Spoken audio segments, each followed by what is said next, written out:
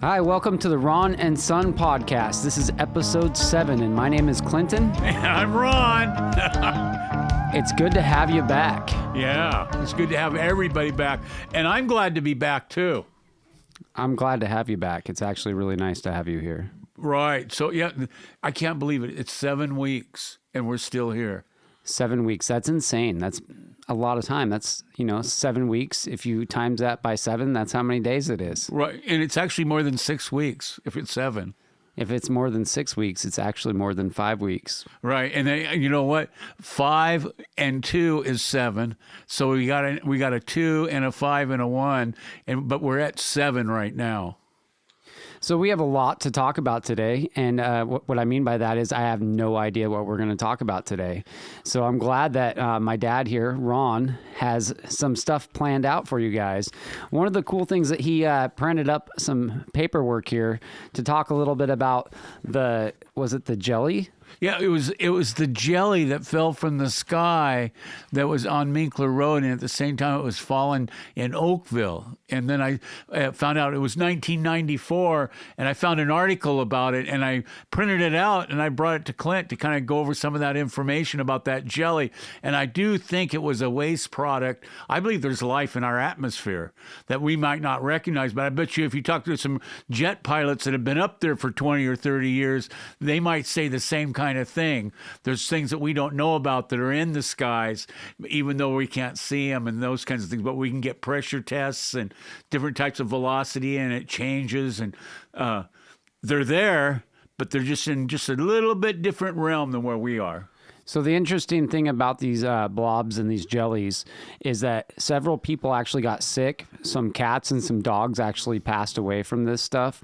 And one of the theories that really I feel like holds some weight is they think it could have been an airplane passing over and having some kind of malfunction with the septic and the fluids and stuff, which would make sense of being like a jelly situation. Because, you have an RV, you put like the stuff in there so it doesn't smell, and it would be like, pink or whatever color. So couldn't that like... The jelly looked like if you've seen a frog when they lay their eggs, that's what the jelly kind of looked like. Maybe they had some bad McDonald's, Yeah, bad McDonald's. But, one thing about it is the government will tell us anything that they think that we'll believe, or even things that we won't believe just to tell us it. If they tell us enough times, and then people start to believe it, even if they know it's not true. So we got to watch out who's telling us what. It also happened multiple times over a few weeks, so it wasn't just one time.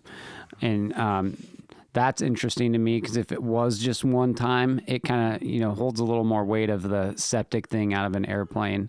But if it's happening multiple times, is it somebody from Fort Lewis riding over in a Chinook just playing a joke on somebody that they know in Oakville? Maybe. No. It was in other areas too, but it was within this whole realm. There's some other dairies and stuff that got it. So I really do think there's more to it, but they'll try to come up with something. But I did find the information about it. It happened at other places, but it's kind of interesting to know, looking back, what is that, 18 years ago when it happened?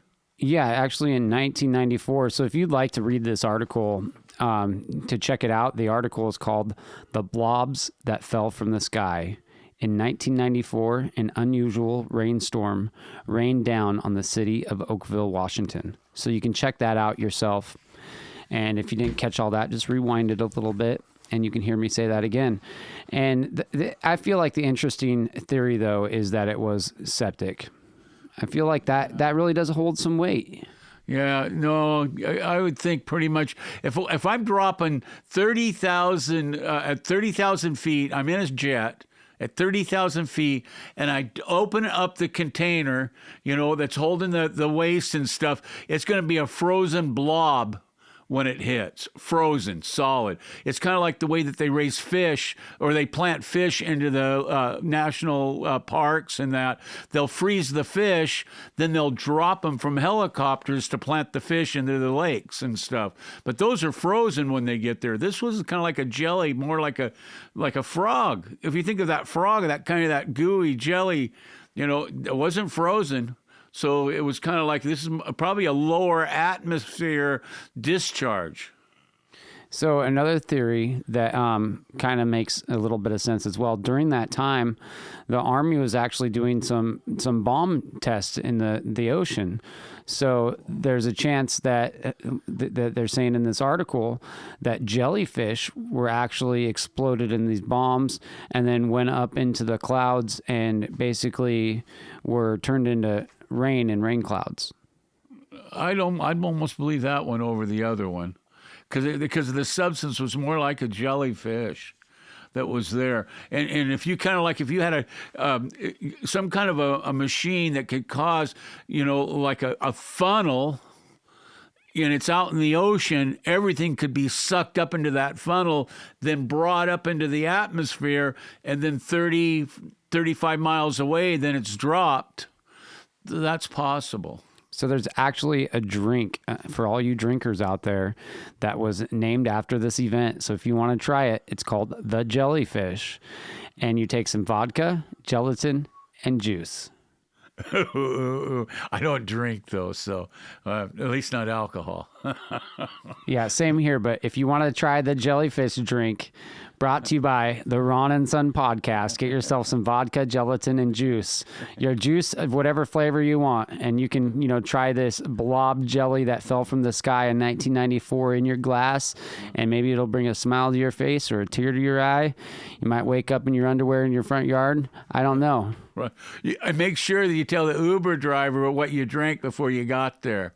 So, and they can take you home and you got that designated driver. Because if you tell them that you've been drinking jellyfish, they're going to be kind of like, yeah, especially if they think it fell from the sky. You think somebody's actually going to use an Uber in Grace Harbor? I think people could do any time. They could do about anything. So I had a really good thing that happened yesterday. I like to say it, is my wife and I were going through the drive-thru and she accidentally hit the wrong number. We're given a tip and the lady comes back out and she says, "Ma'am, we can't take this tip." She was going to give him $5 and she gave him $40. And she came back and gave her back the money. And I thought, wow, and $40 is a lot of money and stuff. But I thought that was a good kudos for that place that's in there that did that. So, did you give her a finder fee for the $40 that she gave back? She wouldn't take it. She just took it. But we gave her another tip. But she gave it back and stuff. And it was just like, oh, wow. So it was kind of like, wow, that was pretty good. It was the drive-through privately owned in Elma that's currently operating. So we'll just leave it at that. No, you can do a shout out to a private business. That'd be great. What business was it? It was one I used to live by down there, Smitty's In and Out. Ooh, Smitty's is actually really good. I don't eat burgers anymore. I haven't had red meat since 2020. But if you like burgers and you're in Elma, check it out. They also cooked it, and they had a thermometer they stuck into my hamburger before they gave it to me. And I saw them do that, and I was impressed, especially with things being the way they are. And with the short quarters, there's 3 employees. They did an excellent job. And I was just thinking, wow, they really cared about us. It wasn't all about them. Did they check your forehead with the same one after they put it in the meat? No, I didn't know where else they used it, but it was a regular meat thermometer, and I was just pleased. And they were all masked up, and it was just real good. Well, speaking of masks, what's pretty awesome is they're going to be lifting the mask mandates, and I saw too that they're going to be lifting the vaccination mandates for Seattle area and different things like that. I think that the mask mandates definitely need to go away. I think if people want to not wear them, that's awesome. If you're at a hospital or something, I totally get it. You want to be safe, and people are sick when they go there. But for me personally, I'm ready for the mask thing to be done. Yeah, I kind of I'm more on the other side. And I guess maybe that's why we got 2 different opinions about it. One thing I can say about the masks, which has really helped me in the last, because we've really gone by being social distancing as a whole and gone that way. We haven't got the flu and we haven't got sick like we normally do every year.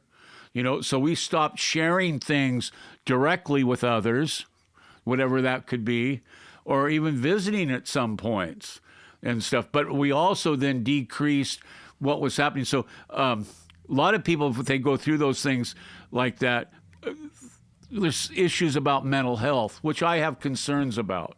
There's also when we had the part where the schools weren't operating and the kids were at home, I had issues with because the mental health, and then also a lot of our families are going hungry and their kids are going to school, and that's where they're getting fed, and the kids are so proud, when they're there. They're not going to tell you that they don't have food at home, but I know that there's some that do and some that don't.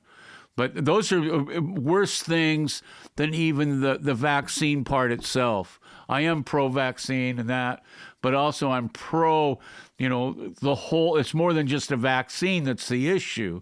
It's also about the quality of life of all the individuals.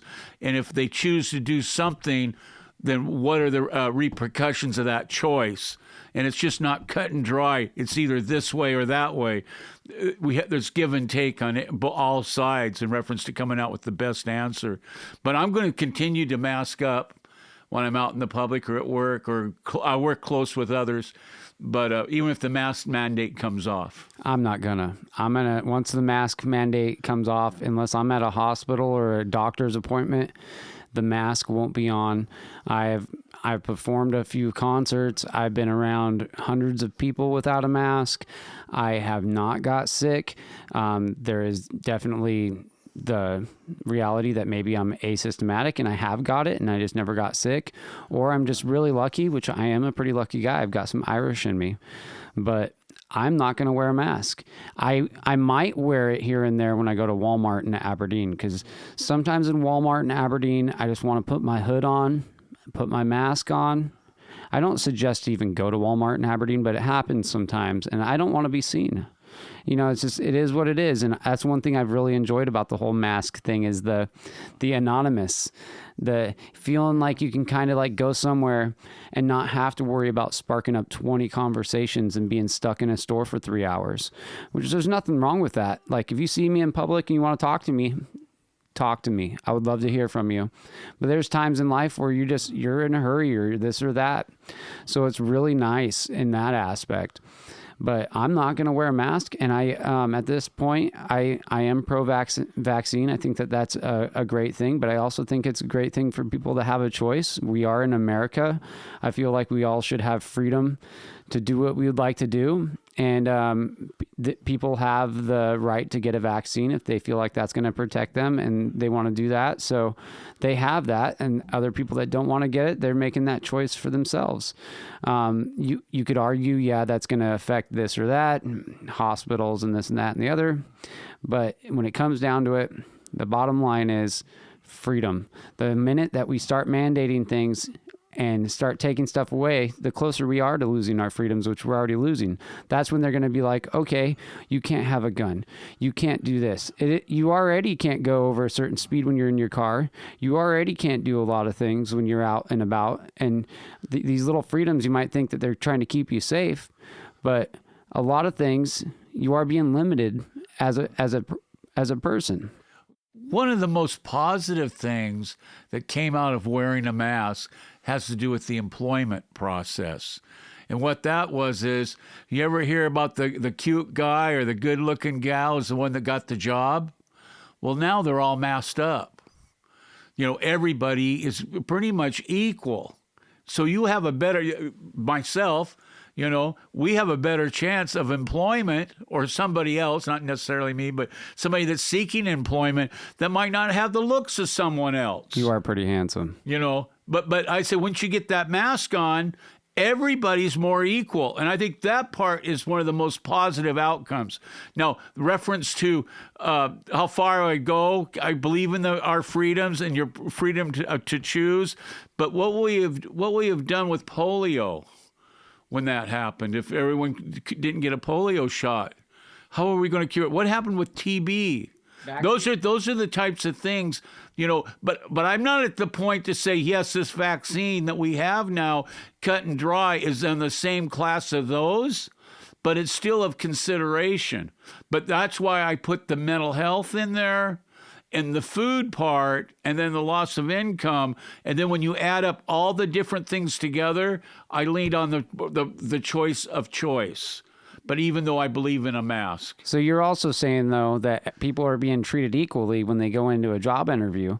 Well, I don't agree with that 100%, because if I go in the job interview and I don't believe in a mask and I'm not going to wear the mask, now I might be discriminated against because I don't want to wear the mask. And so, that might be 1 out of 10 people. That's a lot of people. Right. I wouldn't hire you without a mask. That's what I'm saying. And they might have been somebody that actually would have done a better job than the person with the mask. So I think we should move on to a different topic, because you and I could probably argue about this all day long. Yeah. It's definitely a good topic to argue about. And I think that Yeah. we've seen that a lot here in America. But the key thing about these discussions is to be able to discuss them and not get upset, not get emotionally invested to the point to where we're going to not be friends with somebody because of a choice or this or that. I think that's one of the most important things that I've learned through this whole pandemic is everybody has a different opinion. Everybody has different choices that they make, and that we really need to respect those. And if we don't want to be around them, we can choose not to be around them. But I really feel like it's important to still be human, still have a heart, and still be able to be friends with people that aren't like us and that are different, because that is what unifies us together as one. And just to go on to a little different topic, I feel like we should talk a little bit about Russia. I want to start talking about current events a little bit on our podcast, because it's something that we're all hearing about and it's something that we all have an opinion on.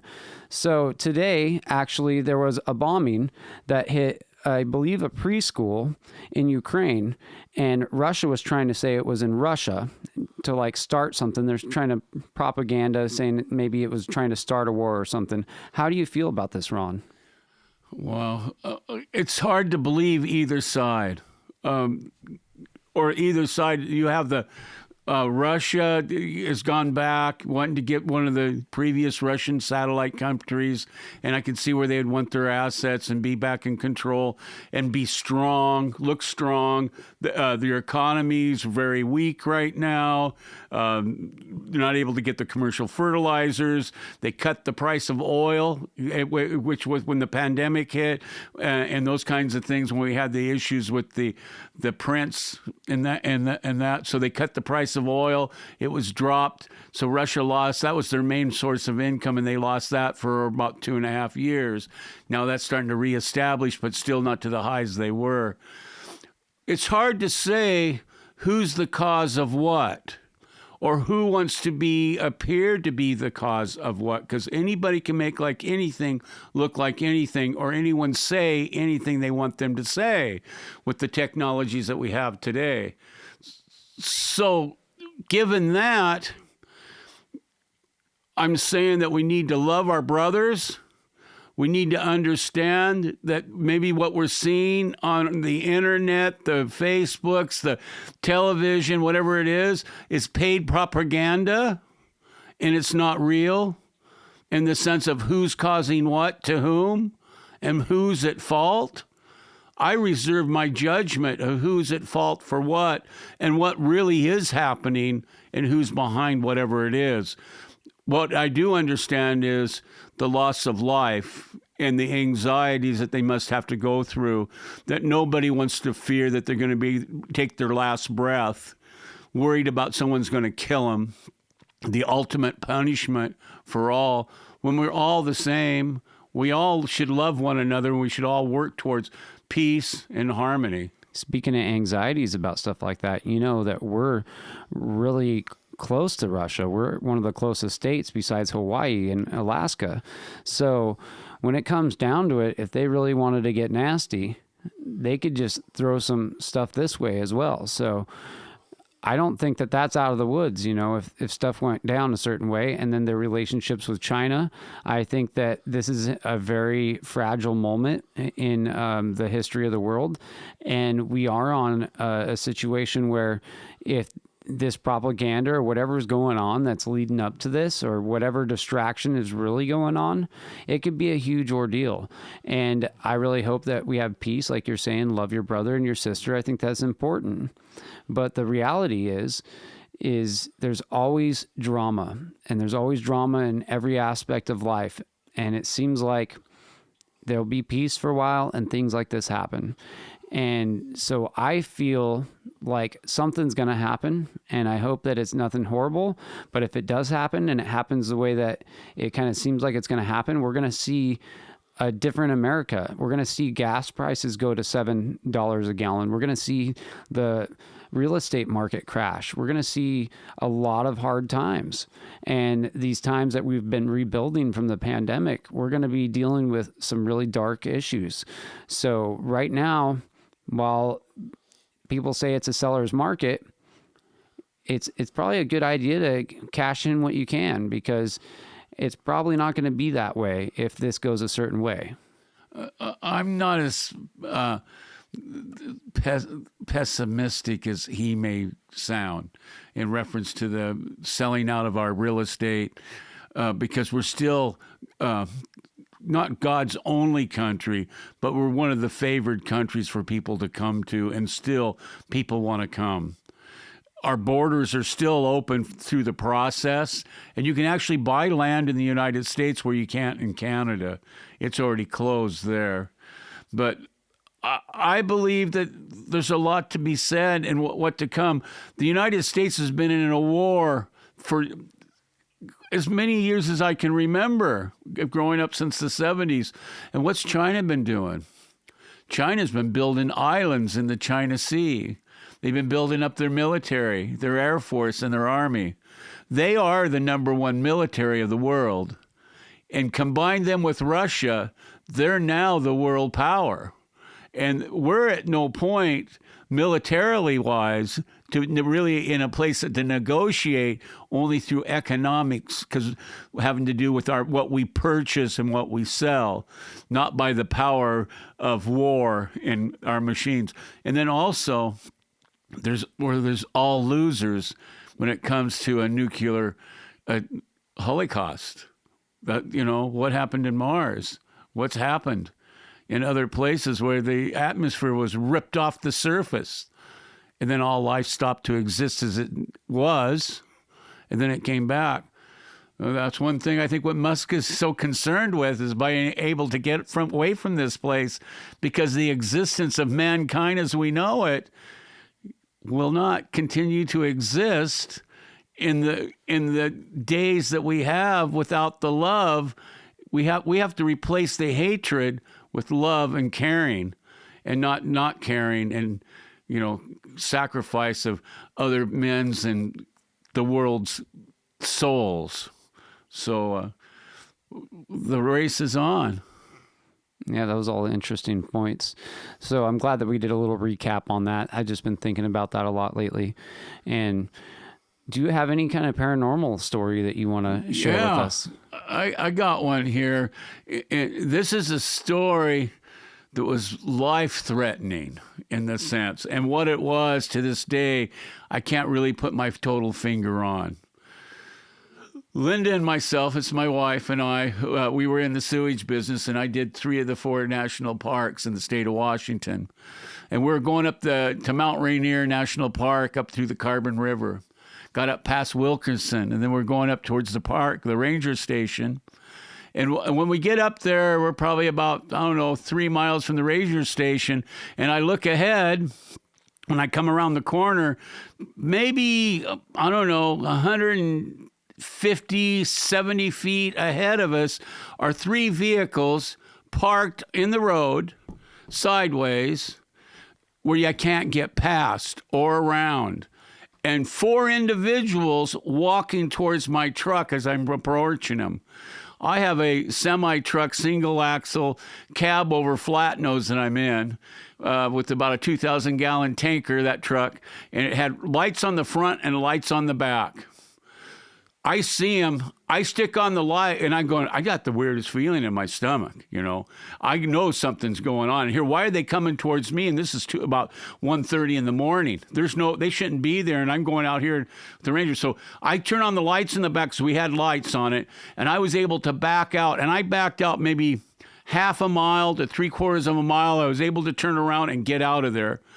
I went back to Wilkinson. I called back the ranger station in the Pierce County Sheriff's Department and told them what had happened. They went up there and they couldn't find nobody. They couldn't. I described what I could see with the vehicles from that distance and being dark. It's kind of hard to describe a lot. But they went up there and they couldn't find them. So about 2.5 hours later, I was at Wilkinson. We went back up Carbon River. And then I get about a half a mile from the ranger station, and this, I'm not going to say gentleman, we'll say this person looked like they were male, white, no hair, no shirt, shorts, jumps in front of my septic truck, and I'm about 18 feet away from him, and I'm going about 20 miles an hour, maybe 20 feet away or 30 feet away. Anyway, very close. I shift it down, and he's going like this, stop, stop, stop, you know? And so I shift it down, and I take my steering wheel, and I aim for him. I figured if I stopped, I was dead. This guy reminded me of what I consider a skinhead. But I don't know if he was a skinhead or if he was somebody else or if it was an initiation. But it was something ugly, and they were trying to get me to stop. And if I stopped, I would both Lynn and I, we would have been gone. The only thing we had in the car was a can of mace. So when I steered for him for the ditch, I'm going over and I shifted down and I punched it. He went right into the ditch. I didn't hit him. He went right into the ditch and then he went out. Well, we had to go still up there about a half a mile because you're working for yourself. It costs a lot to run a truck, and I'm in private business, and this is the off season when I'm doing the parks and that compared to the ferries. And so I didn't want to pay for the gas. I had to get a load to get out of there if I was going to get paid, or I wasn't going to get paid at all, and I wanted the money. So we're up there, and the only thing we had was that can of, spray. It was that pepper spray that we had, and we're pumping, and you can hear that truck going, that pump going, and it's just echoing down the river there at Carbon River. So then when we leave, we get back into the truck, and we just go for it. And I'm probably going 25 miles an hour. If you know the roads up there, this is before they had the washout. They're not the best of roads, and I was just going the fastest I could. I didn't see them on the way out. What they were, I don't know. What they could be, I don't know. But I did recognize one thing in time. This is about the same time we saw the bright light when I lived in, because I lived in Montesano at the time, same time. When I was doing the Santa Cans, because I was up there, I was taking waste out of a campground is where I was taking it, where the ranger station was, so I contracted with that. But whether those two were connected, I don't know. I really don't know. And I was talking to Linda about that. She says, oh, no. But, it can be. There's nothing that's a coincidence. There's a reason for everything. So I just wanted to tell you about that. I think if we would have stopped, we wouldn't have been, if they would have took us with them, what would have happened? I don't know if we would have lived or if we would have got past it or what. But I do know I tried to hit him and I didn't hit him. I figured after calling the sheriff and the ranger and then they tried to stop us again, that was my warning. And I was just lucky I was able to get out of there. And I can really back up pretty good from working on the ferries. Got to back down those lanes. So that makes sense why you've always been a concealed carry since then. Yeah, I'm a concealed carrier. I believe in weapons. I'm a concealed carrier. I'm a conservative liberal. There's a lot of us like that. So I'm a Sasquatch. You're a Sasquatch? Yeah. Yeah. Well, I'm Dad. Sometimes it's kind of crazy, but it's kind of like we do the best we can for whoever we are. But that was one of the stories, I think, that changed the way I looked at things. And it's too bad when someone's coming toward your vehicle that you can't just help them. But there's so many things that are happening nowadays, that makes us worry. And we shouldn't have to worry like this, like we've had to worry, about things in the past.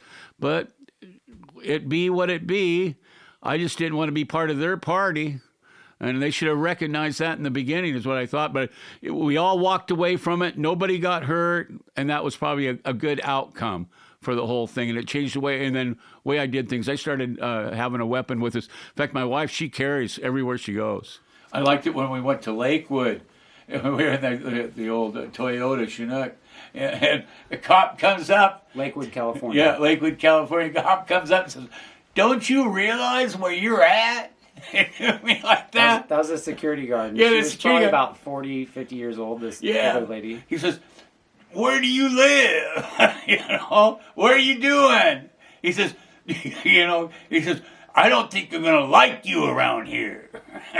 Yeah, we're like trying to find a spot to sleep in the freaking, and we had no idea where we were, and after that, I don't know if she called the cops or what happened, but the actual police showed up. And the police came, and I couldn't find the registration, and I think we had a .22 pistol in the glove box, and bullets were falling out of the glove box, and the cops were super cool. They had somebody that was in a similar RV that was stealing stuff, and I don't know exactly what they were doing. They're up to no good. And we fit the description. Yeah. And so that's what the security guard told them, at least. And they basically ran us out and just said that, this isn't a good spot for you guys. And I felt like it was a great spot for us. But we listened to them, and we went back to Malibu. Yeah, I think that same night, I was going to stay out in the motorhome because I didn't want to go in the venue. And I stayed out there until 2 cars going by, and then there's gunshots. And I'm going, shit. When I saw them go down about 2 blocks, I ran inside and stayed there the rest of the night. Yeah, that was on Long Beach Boulevard, actually. I believe it's the street, the main street. Yeah. And Dad's out in the RV, and there's literally they're shooting at each other driving by. And then he sat next to us that whole time. That was nuts. Anytime we played a show after that. That was a crazy experience. Oh, that was the whole situation wasn't what I expected. I'll tell you what, some of the stuff, but it all worked out pretty good. It was like a television show.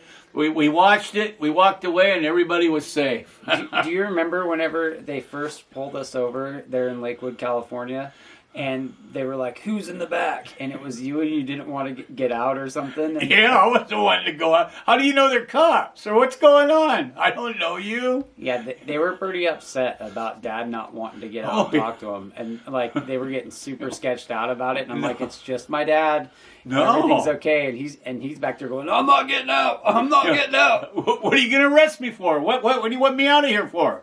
I don't have to go nowhere. Well, I don't have to talk to you. We just had a bunch of .22 shells fall out of our glove box, and yeah, I don't know. Yeah, it was nuts. I tell you what, that was just a scary night, and no sleep, and just kept on going. Everybody's kind of going. It's been a long trip, and it's just like, oh, jeez, and what could go wrong? Something went wrong. And the prank calls.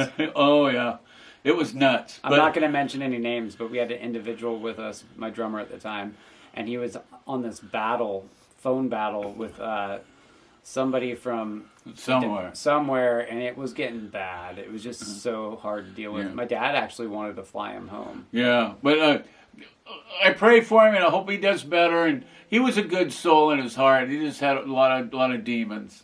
So, but we all got demons. So, but a pretty good. I think he's still a good person to me. So one of the things that, since we did a little bit of paranormal. A little bit at the beginning, talking about the blob, the jelly stuff, and then the story about what happened at Mount Rainier. I'm going to go right into business ideas since we're on the second segment of our podcast here. And the business idea that my dad was talking about to me earlier, I think is really good. So this business idea is you have some land, or you have a couple houses that you can tear down, whatever it is, you need land. And you make a trailer park. And the key thing is to do new trailers, or there's one that's actually in Westport that just opened, and they're doing 2010 and up. You have to have a 2010 trailer.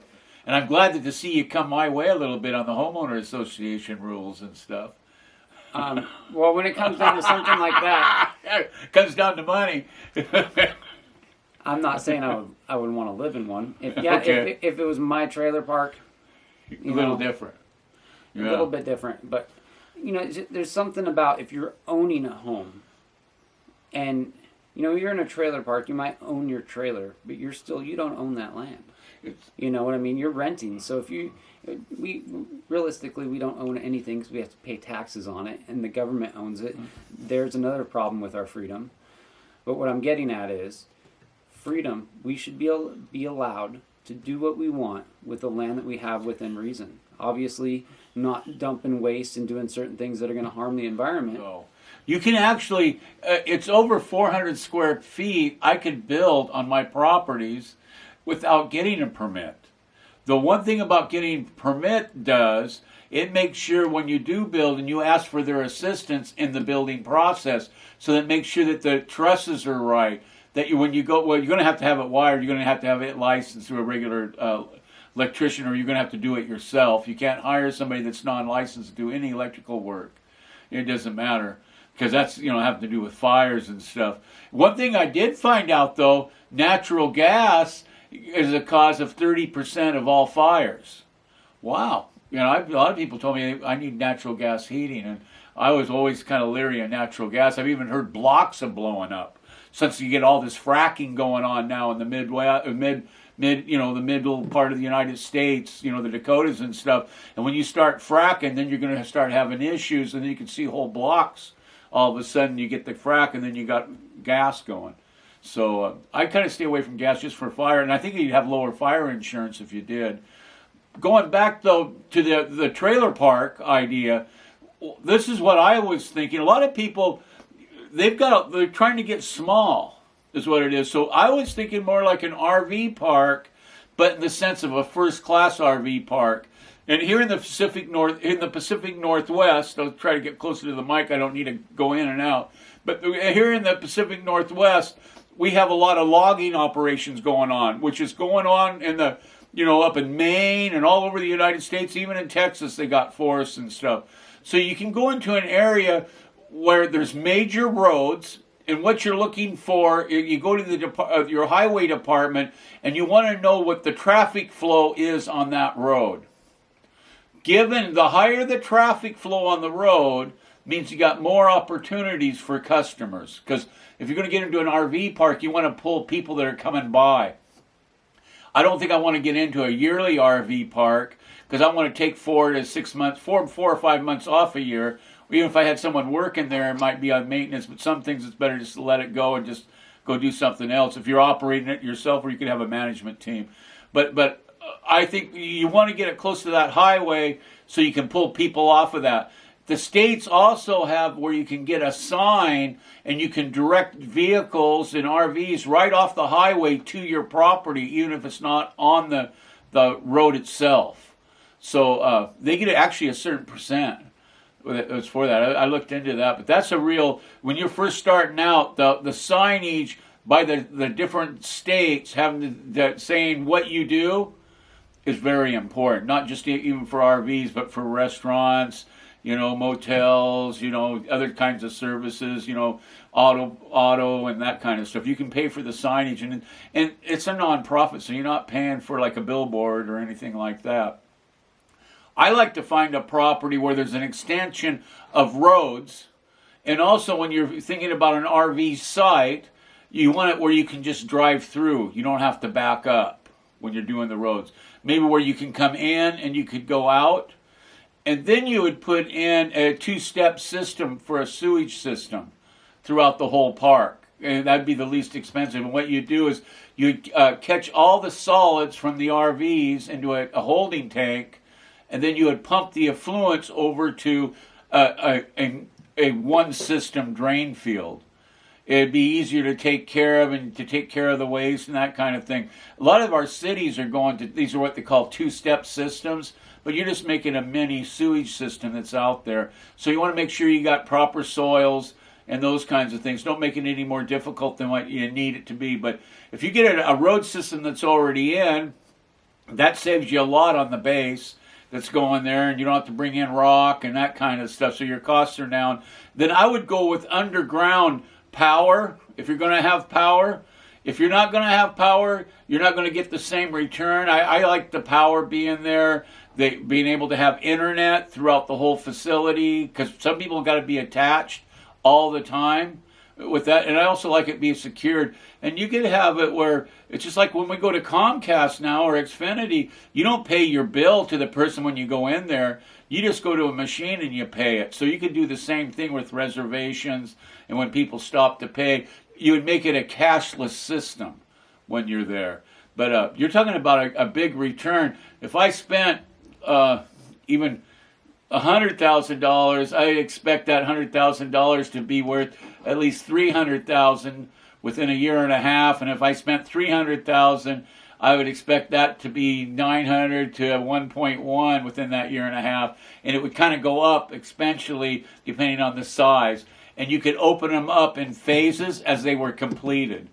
So the money would start revenuing as long as you had a source that was there and that was taken care of. But there's good money to be made in the RVs that's there. And you also got the bigger RVs, but that's a whole nother, do you want to get into retirement homes? You can't exclude anybody for any reason anymore. Even the question about the elderly is an exemption, but there has been some court cases that have been seen where, if you're under 55, they got exclusions unless you're taking care of somebody or something in need and that kind of thing. But to exclude families there just because they're a family, that's not holding water like it used to. And you don't want to, that's why RVs, less technical in the sense of liability and those kinds of things. And you got a faster return on your money when you're considering one of your major expenses always is labor. So you reduce the labor and you work when the revenues are at the highest. And then it's time to, it's not all about work all the time. Another thing that'd be really interesting is to have your RV sites, but then have cabins as well. And even like tiny home cabins or even RVs as well, and rent them out. And people that are working and they're in the area, just like an Airbnb or you have a hotel, that could be a quick return. Right. And that depends on how much you want to spend. The higher the return is for the site itself, but now I've developed the whole site out where I'm getting the rent from them, and then the most logical way then is increase that by the services, and that's either by the facilities you provide, the cabins, whatever those might be, whether you have some things are lost leaders, like a store. That could be a lost leader, but is it a service that you need to attract people? So you need to kind of look, what the other services are that are being added in the areas next to you that do basically the same things, and what are you doing and how you compete with them. And don't underbuild, but don't overbuild either. It's a tricky thing to decide what is best, but it all has to do is it's got to pay for itself, and it has to pay for itself quickly. The interesting thing about this opportunity as well is it sounds like it's really almost impossible for a normal person to do because it's a big investment. Well, if you think about it like this, it's totally possible.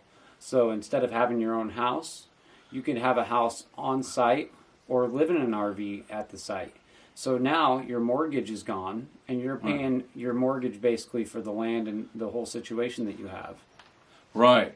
Yeah, it's giving up a little bit, but to gain a lot. It gives you great opportunity. You say, I might not have the money. Well, you won't have the money as long as you think you don't have the money. And a lot of times it doesn't have to do with money. It has to do with more with thinking about what you're going to do and how you're going to do it. And write down the things that you have now and the things that you're able to do now and the things that you need in the future and how you'll get those things in the future to do it. If that's, having to do with dirt work, you need a cat, a backhoe, or do something. Well, the most expensive thing is the equipment. Sometimes you can go buy the equipment, put in all the groundwork, then sell the equipment for what you got for it, or maybe a little bit more, the way it's been lately.